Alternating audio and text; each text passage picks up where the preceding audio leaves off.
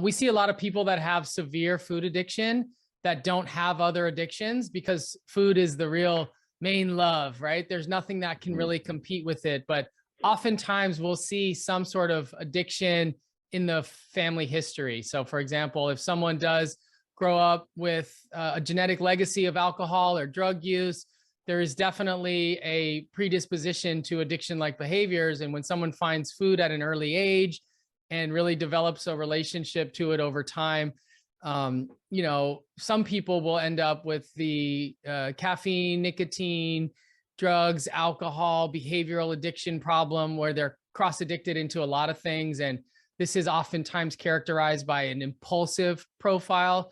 An individual might just be very disinhibited with respect to behavior.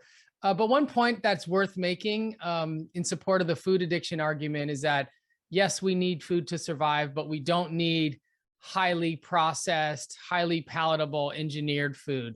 One of the most convincing arguments that I've heard in favor of food addiction is that if you look at drugs of abuse like cocaine, the coca leaf itself is not highly addictive, but it's only when we remove the fibers and take the extracts and then process it further does it hijack the brain. And the same argument could be made for the poppy plant, right? Which doesn't destroy human life the way heroin does.